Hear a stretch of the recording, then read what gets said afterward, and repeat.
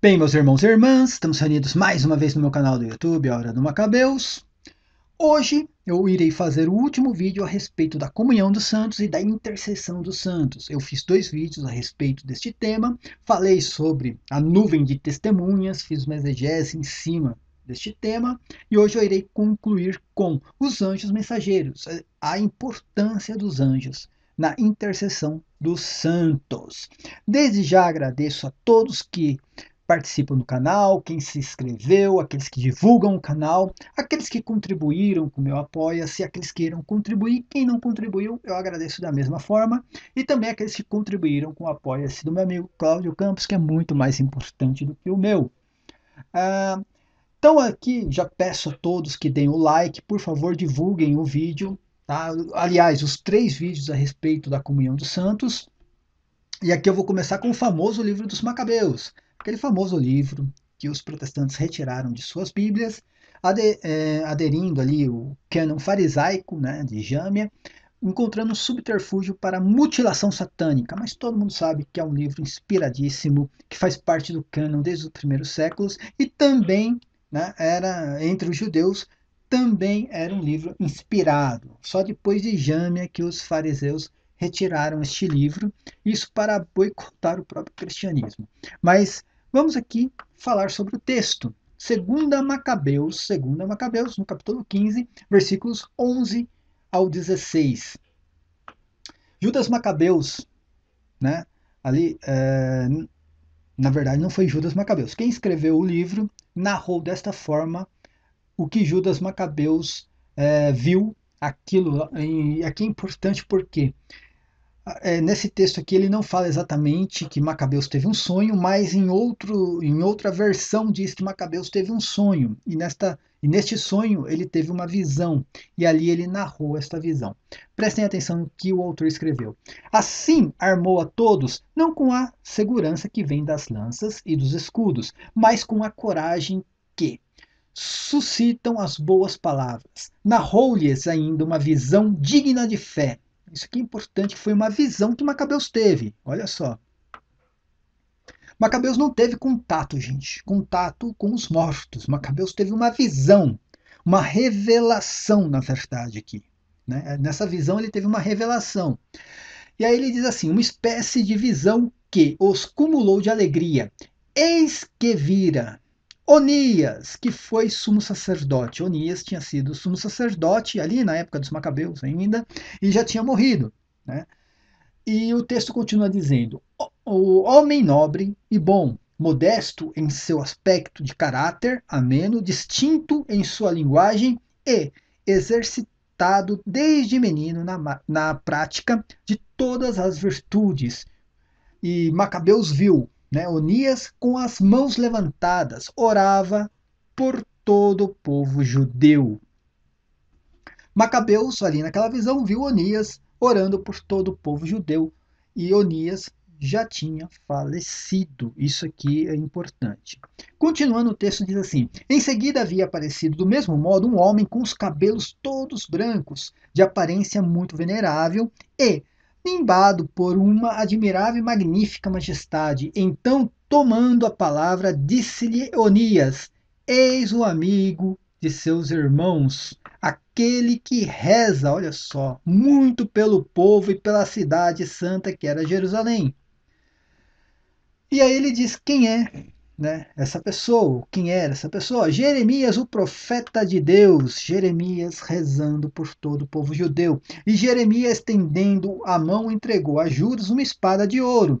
E, ao dar-lhe, disse, né, toma esta santa espada que Deus te concede, com a qual esmagará os inimigos. Em outra tradução diz que essa espada era um dom de Deus. Em outra tradução também diz que Judas Macabeus teve essa visão em um sonho. Só para ficar um pouco mais didático aqui.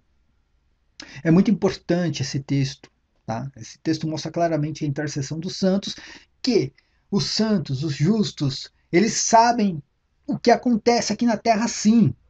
Tá? Eles sabem. Está lá em Apocalipse 19 também, quando caiu a Babilônia, todos os mártires souberam, né, do acontecido, do ocorrido, do fato, e comemoraram. Teve uma festa no céu, porque né, o sangue dos mártires foi vingado.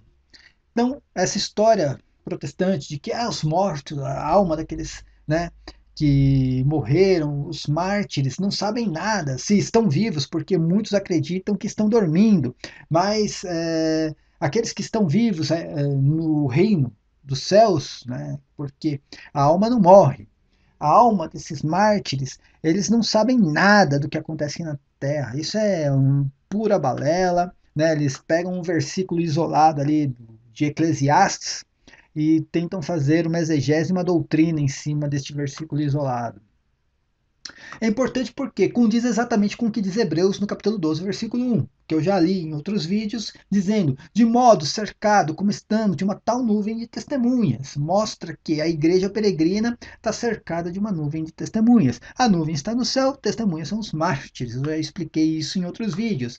E também lá em Hebreus, no capítulo 12, versículos 22 ao 23, diz: vós, ao contrário, vos aproximaste da montanha de Sião, da cidade de Deus vivo, da Jerusalém celestial, a igreja celestial, né, das miríades de anjos e da assembleia festiva dos primeiros inscritos no livro dos céus e de Deus, juiz universal, e das almas, olha só que impressionante, das almas dos justos que chegaram à perfeição.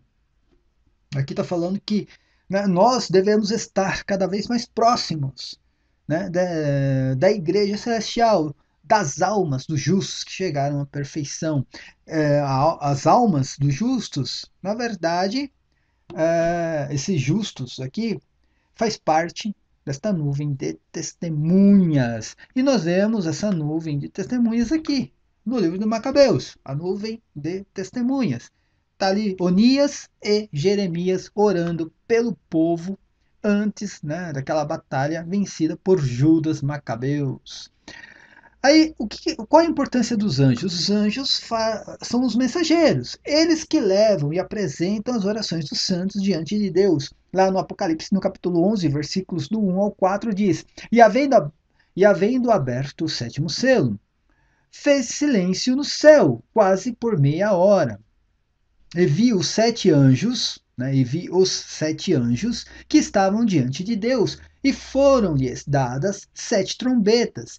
E veio outro anjo e pôs-se junto ao altar, tendo um incensário de ouro, e foi-lhe dado muito incenso, para o pôr com as orações de todos os santos sobre o altar de ouro que está diante do trono. E a fumaça do incenso subiu com as orações dos santos, desde a mão do anjo até diante de Deus.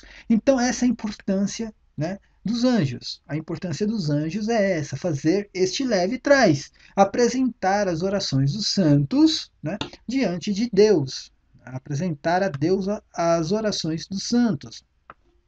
Mas são as orações apenas daqueles que estão vivos? Não, prestem atenção que em Apocalipse 7, no Apocalipse 7, versículos do 13 ao 17, diz: e um dos anciãos me falou, dizendo: estes que estão vestidos de vestes brancas, quem são e de onde vieram? E eu disse-lhe: Senhor, tu sabes. E ele disse-me: estes são os que vieram da grande tribulação, os que morreram durante a grande tribulação. Olha só. Vou até grifar aqui de novo. E lavaram suas vestes e a branquearam no sangue do Cordeiro. Por isso estão, olha só, por isso estão diante de Deus. E o servem dia e noite no seu templo. Eles servem a Deus dia e noite no seu templo.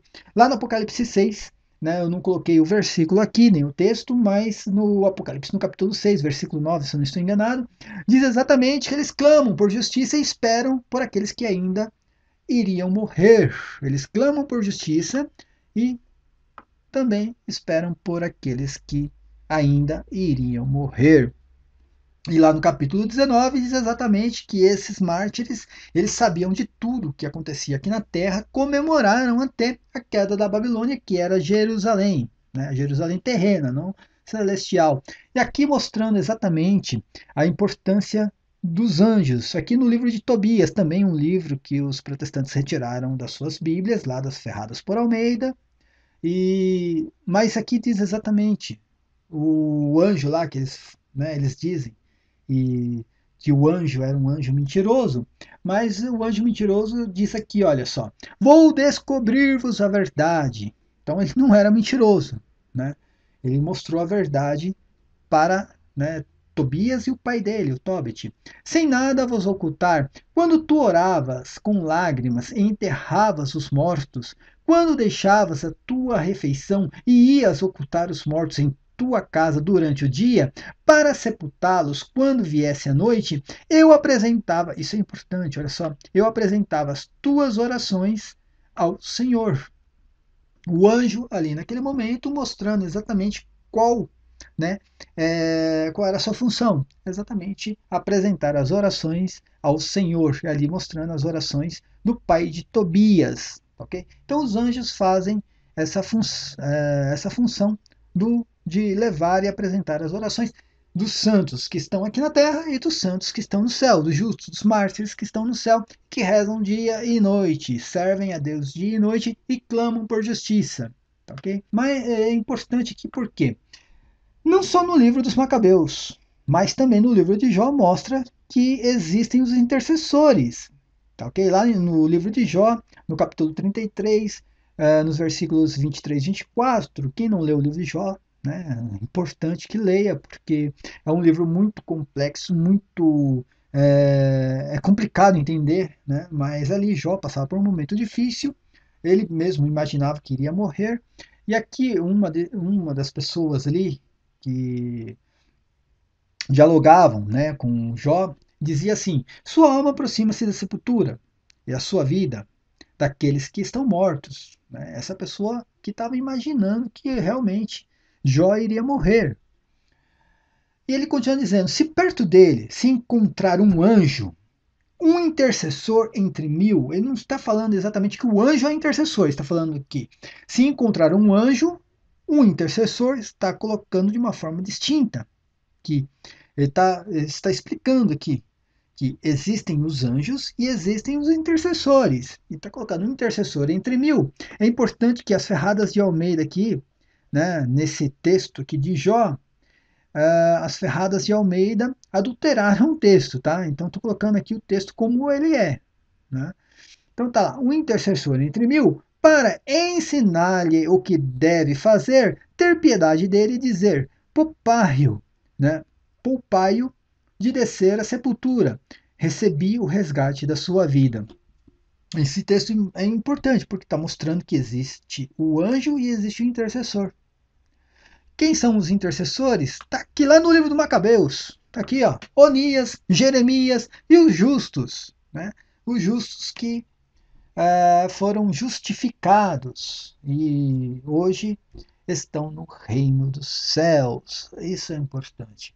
Então, esse é o último vídeo que eu estou fazendo a respeito da intercessão dos santos. Eu fiz 2 vídeos onde eu mostrei claramente o que significa a comunhão dos santos, a importância da intercessão.